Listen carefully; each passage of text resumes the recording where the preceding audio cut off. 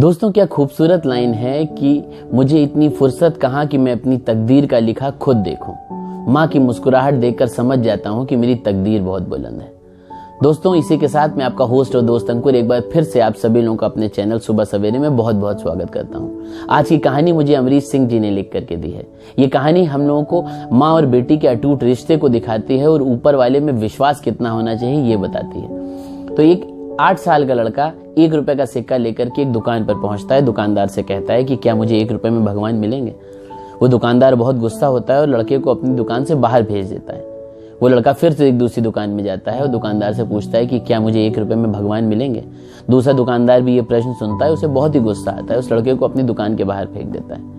वो लड़का फिर भी हार नहीं मानता है। वो एक के बाद एक दुकान, दूसरी, तीसरी, कई सारी दुकानों में जाता है। धीरे धीरे लगभग वो 40 दुकानों में जाता है और कहीं से भी उसे ठीक उत्तर नहीं मिलता है। लास्ट में पहुंचता है एक दुकानदार के पास, जो कि एक बहुत बुजुर्ग आदमी होता है। वो आदमी उसके इस उत्तर को, प्रश्न को सुनता है और फिर उससे पूछता है कि आखिर तुम्हें 1 रुपए में भगवान क्यों चाहिए। तो लड़का कहता है कि मेरी माँ बहुत बीमार है, जो कि हॉस्पिटल में है। मेरी माँ के अलावा और कोई मेरा इस दुनिया में नहीं है और डॉक्टर ने कहा है कि अब तुम्हारी माँ को सिर्फ ईश्वर ही बचा सकता है और अब मेरे पास और कुछ है नहीं। तो अगर मेरी माँ मर गई तो मुझे कौन खाना खिलाएगा, मुझे कौन पालेगा।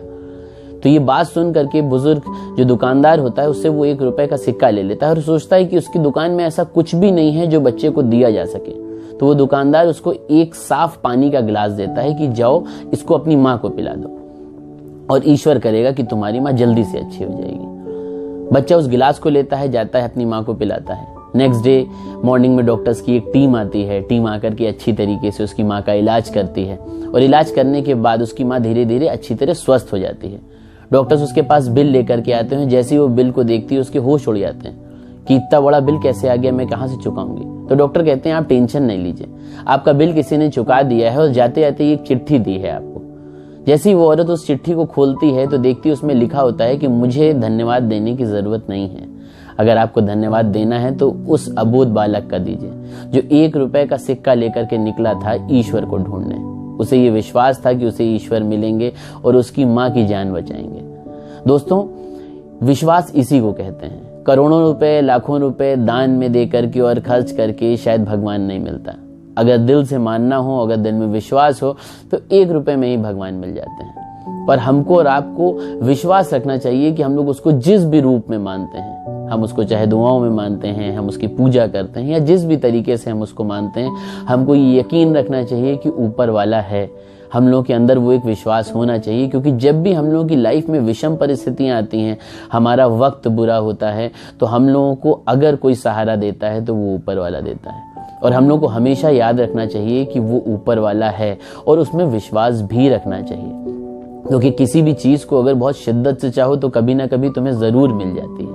तो इसीलिए दोस्तों, मैं आप लोगों से कहूंगा कि अपने ऊपर वाले में जरूर विश्वास करिए। और ये जो मुश्किल दौर है, ये जो एक कठिन समय हम लोग झेल रहे हैं और जो हम लोगों के सामने चल रहा है, इसमें हम लोगों को अगर कोई एक चीज जो बहुत मजबूत रख सकती है, वो है ऊपर वाले में विश्वास। आप ऊपर वाले में विश्वास रखिए, एक ना एक दिन फिर से बहुत कुछ अच्छा होगा। सारी चीजें एक बार सही से होंगी। जो ये कोरोना वायरस है, इससे हम सभी लोगों को निजात मिलेगा।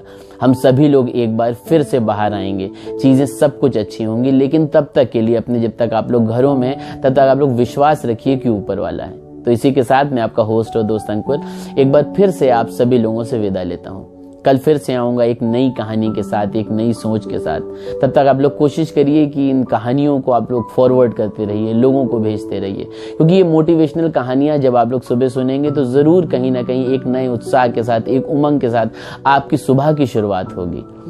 तो आप लोगों के जब लाइक्स आते हैं और आप लोग मेरी कहानियों को देखते हैं और मैसेजेस भेजते हैं कि हम एवरी डे आपकी कहानी देखते हैं और हम लोगों को बहुत अच्छी लगती हैं, तो यकीन मानिए मुझे भी एक विश्वास होता है कि कहीं ना कहीं आज भी इस दुनिया में अच्छाई जिंदा है। तो इस अच्छाई को जिंदा रखिए, अपने इंसान को मरने ना दीजिए, क्योंकि इस दुनिया में बहुत सारे लोग तो हैं लेकिन इंसान बहुत कम है।